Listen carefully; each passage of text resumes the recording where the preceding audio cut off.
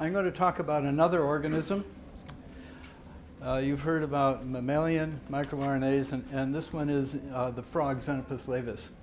And the reason we work on Xenopus laevis is that it is experimentally quite a simple system to study, especially very early in development. And the reason it's very useful as an experimental system is that the oocytes and eggs are very large, and large enough that you can microinject RNAs and proteins into the oocyte or into the embryo and look at the expression. So it's a little test tube, but it's an in vivo test tube, so that whatever you put in can ultimately be found in the to have effects, say, in a tadpole or in a whole frog. So the overview of what I'm going to talk about in the next few minutes is activities of microRNAs and some siRNAs in early embryos of Xenopus.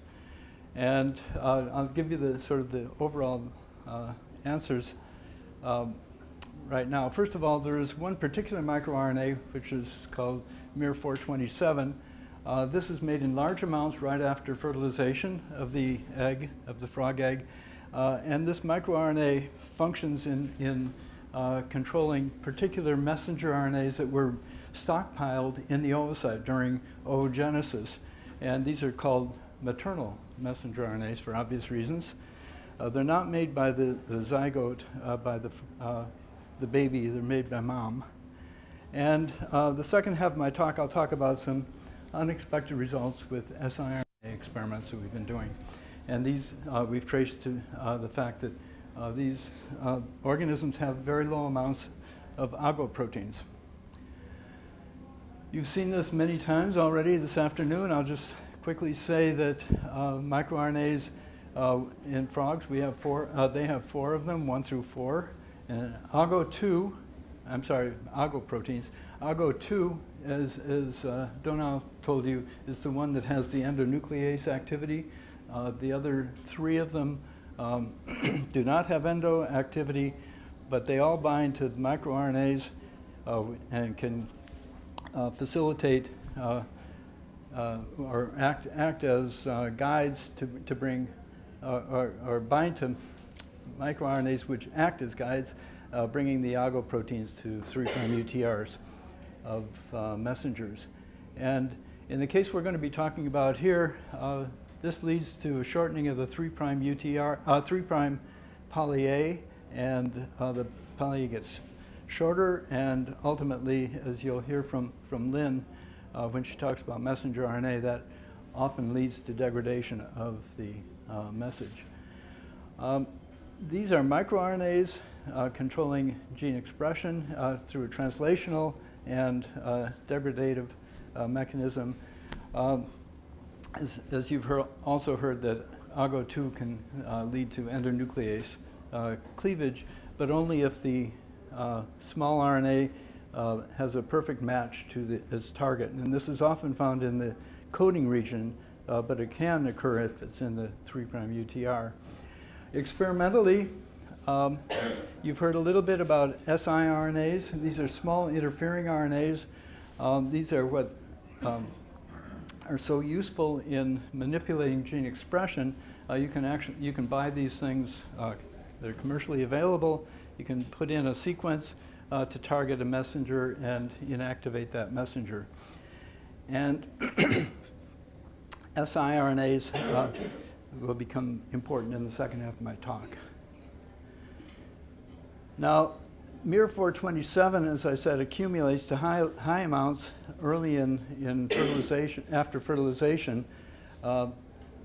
This is just obviously a very schematic representation of the oocyte, which can mature into an egg, become fertilized, and undergo about 10 generations of cell division, where there's essentially no transcription in the nucleus. It's all involved, all the protein synthesis that occurs is from messenger RNAs that were put into the oocyte during oogenesis.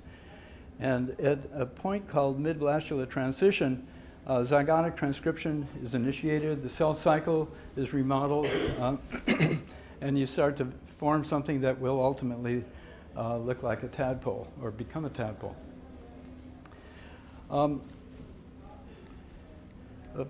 About several years ago, a group showed that the main Japanese group showed that the main microRNA at this point in development is one called 427. And so we thought it would be interesting to look at 427 and see what its biology is, how it might affect this whole process. And what we found is that the newly made miR427 directs deadenylation of several of the messenger RNAs, the maternal messengers, but not all. And I'm going to talk about messengers that encode cyclins A1 and B2. And a lot of the assays I'll be talking about are shown here, where an RNA molecule, a messenger RNA, gets longer after fertilization, and then as the miR427 accumulates, this messenger loses its poly-A and becomes destabilized. And so we wondered if this RNA, the 427, actually was responsible for this deadenylation. And you've seen this kind of process already, the primary transcript being processed in the cytoplasm, being processed first to premiers in the cytoplasm, dicer and other factors mature the premier to make this short double-stranded RNA. It's not a perfect duplex. With microRNAs, there are always little lumps and bumps in the duplex. And one of the strands is selected to act as the guide for the risk. And Ago proteins seem to play a key role in all of this. And obviously, you have to have Ago proteins to take the to mirror and make the risk. And so this is just a representation of what we see in miR427. The premier accumulates, starts accumulating about 5 hours after fertilization. The mature RNA is a few hours later. And so one of the first questions we asked is whether we could take these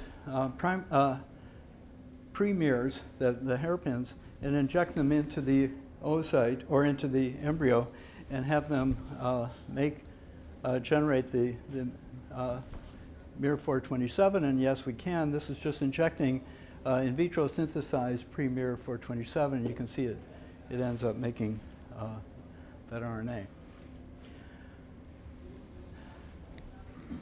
So this is looking at an endogenous messenger RNA, cyclin B2, and it's very difficult to see in this experiment here, but this RNA is actually getting a little bit shorter and is becoming destabilized at around the mid-blastular transition. And in order to increase the resolution of this experiment, we just removed the bulk of the messenger RNA and are just studying the 3' small fragment that contains the poly-A tail. And in this case, you can see change in the poly-A, change in the size that's attributable to the loss of poly-A. So that's just an easy way to look at it. Now, if we put in to the embryos an antisense RNA, 2' methylated RNA, that would base pair with miR427, we wanted to know whether that would inactivate the miR427. And as you can see, it has some stabilization effect on this fragment here. So it indicates that the miR427 really is responsible in some way for this deadenylation. I mentioned a minute ago that one can inject into the embryo pre-miR427 and make our own RNA in the embryo. And when we do that, we accelerate the rate of deadenylation. This is a function of time, the different lanes here. I don't have the hours, I'm sorry. And you can see that by putting in the exogenous premier RNA, we accelerate the deadenylation by several hours because the embryo doesn't have to wait to make its own premier RNA. We just did it for it. Okay. So that says that the exogenous RNA functions in deadenylation and promotes the deadenylation of cyclin B2. So we've looked in the 3' UTR of this messenger, and there is a region that is necessary for this deadenylation to occur, and that is, has good complementarity to the seed sequence, which is the Donald talked to you about a few minutes ago, is necessary for mirror function. And there's complementarity here. It's not perfect, so we would not expect this to be a site for endonuclease, but actually one for just other mirror function. And to test this directly, well, here's what the quantification is. You've seen that before.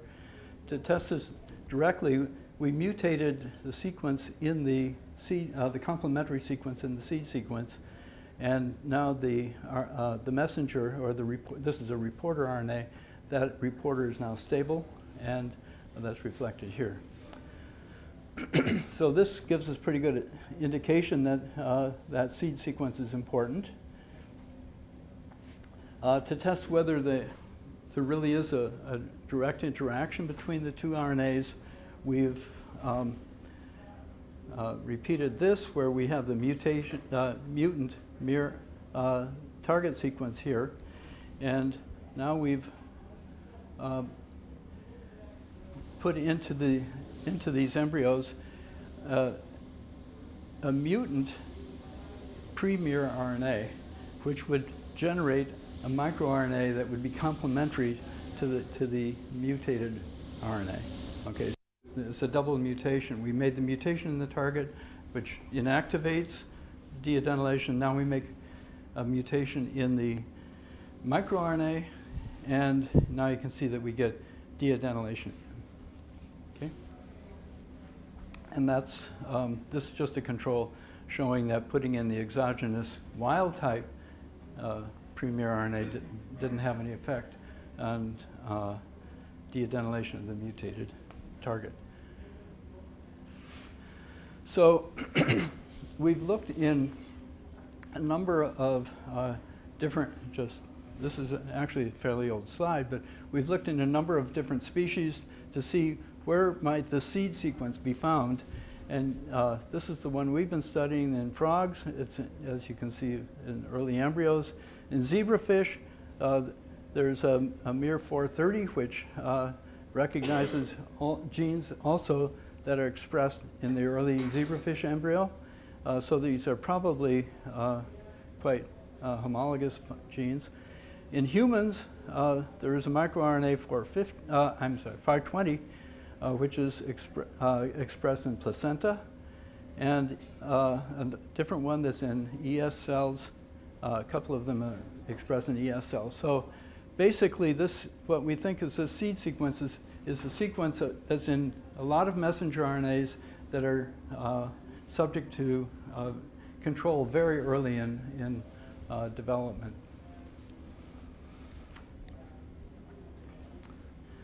Well, we use this system also to ask about mechanism of this deadenylation. And one question you can say is there something special about miR427 that confers this deadenylation phenotype? And so what we've done, as I pointed out, is we can put in exogenous premiers, and they function in the embryo. So if we have a reporter target here where we've put in that reporter is put into the embryo, and it's stable. It's not deadenylated. What we can do is put substitute the target that's in the messenger RNA, in the reporter messenger RNA, we can put in a different sequence into this target. And what we chose is a sequence that is a known target for a different microRNA, and that's LET7. And LET7 is a microRNA that is not expressed in these embryos. And when we put the LET7 target into this reporter, you can see the reporter is stable.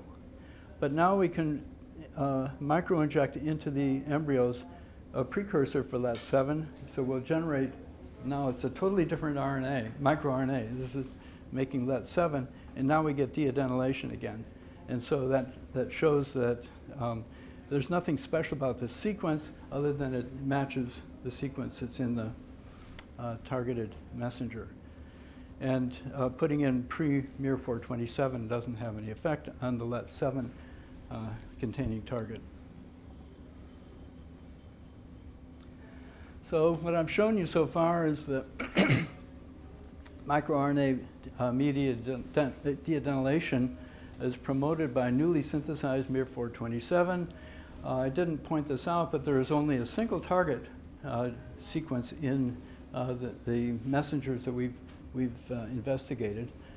So one is necessary and sufficient for this activity.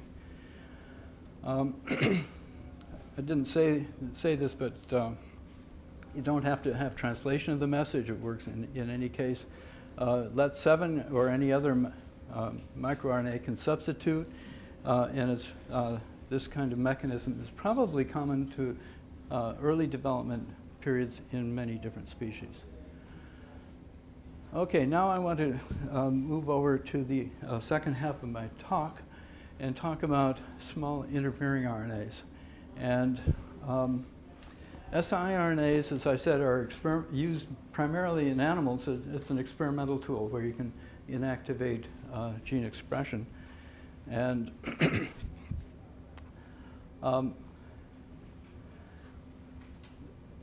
a number of groups have also used siRNAs. It's a 22 nucleotide or so duplex, perfect duplex that you can put into a cell either in transfection experiments or in a number of different ways. And a number of groups have asked whether, have used these things as substitutes for generating microRNAs. Okay, because they're the same length. They can associate with Ago proteins. And so these are often used as microRNA mimics. It's a lot easier to make the short duplex than a longer hairpin of that sort. And so we asked whether siRNAs for miR427 could act as a mimic as well. And to do that,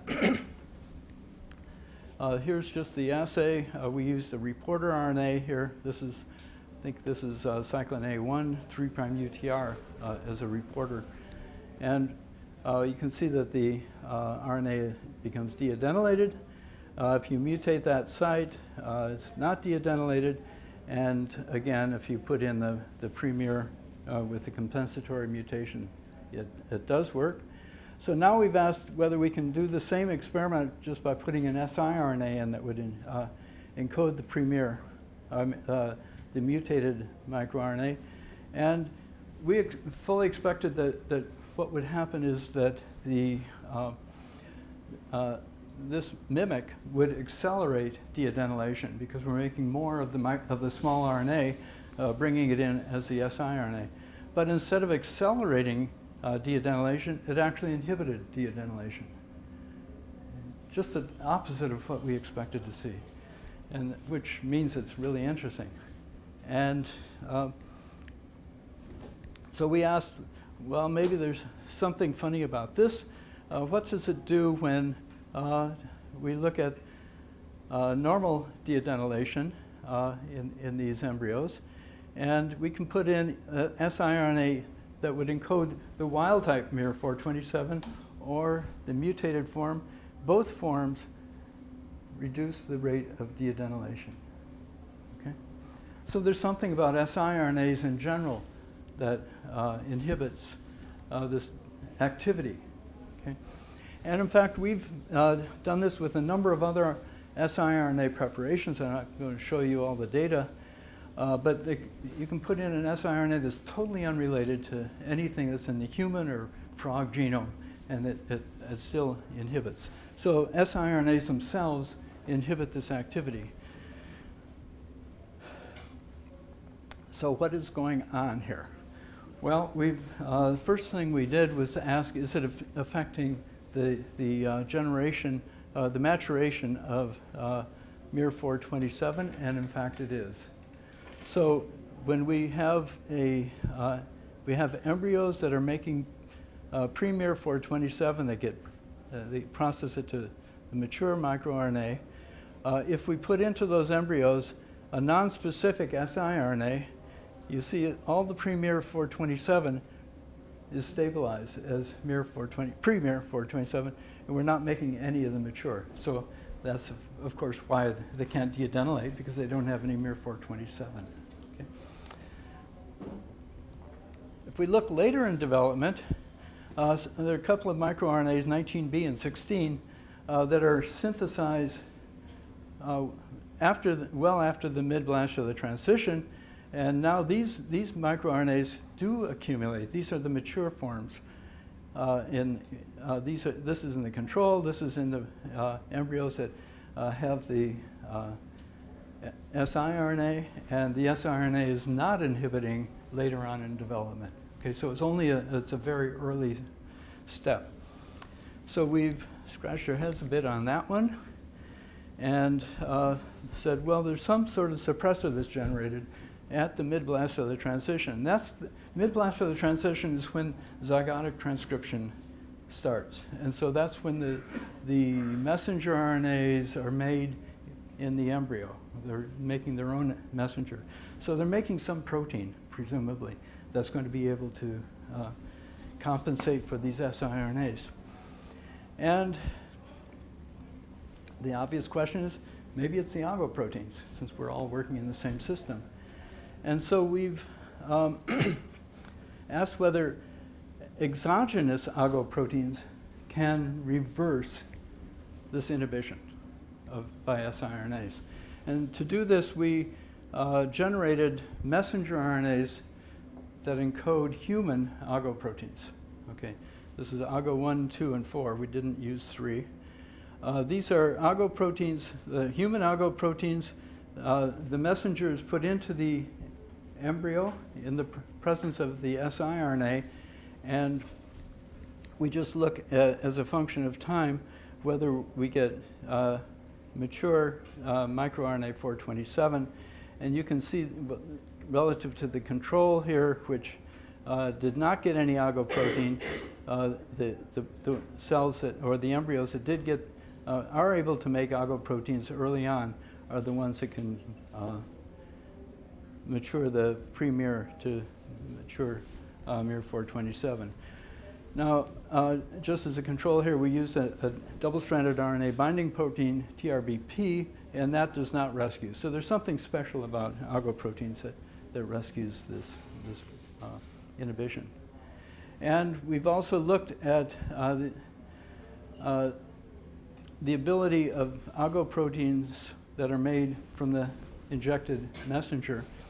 Looked at the ability of the Ago proteins to rescue deadenylation. So this is an assay looking at the generation or maturation of mature microRNAs. This is looking at the function of microRNAs, the deadenylation, and you can see that yes, indeed, we can rescue deadenylation by putting in this case, Ago 2. We put in Ago 2 messenger that has a mutation in the cleavage site, the catalytic site that Donna mentioned earlier too. And this, we get the same result whether we use this or any of the wild type Ago proteins.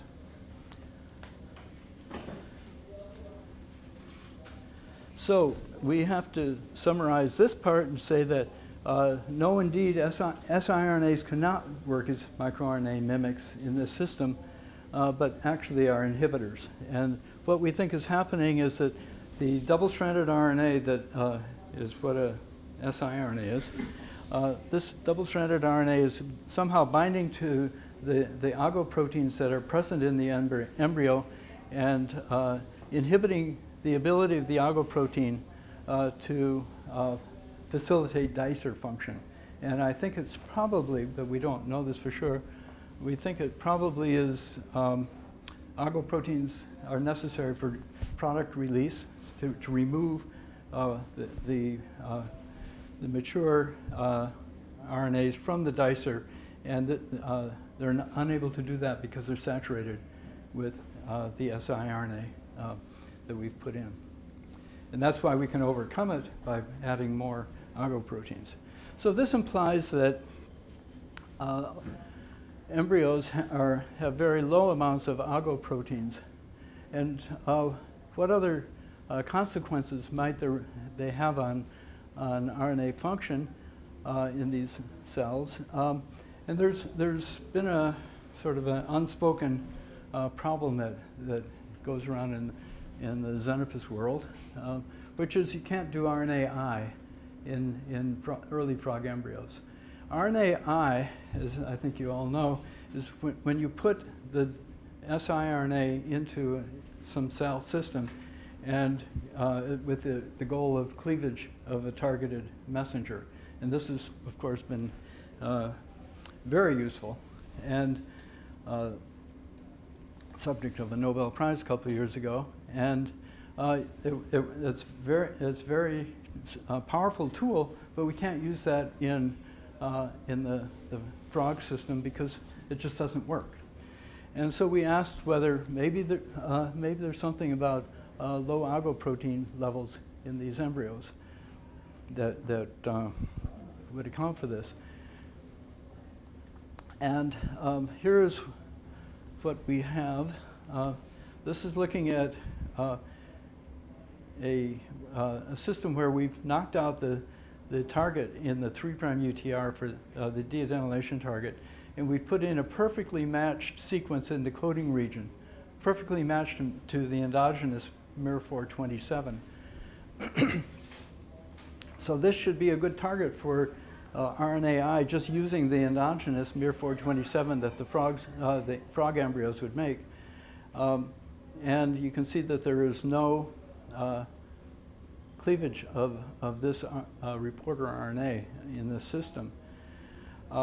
However, if we put in to the same embryos, or comparable embryos, the messenger RNA for human Ago2, you see that we do get cleavage of the reporter, and we can detect the 5' and 3' fragments of cleavage in these embryos.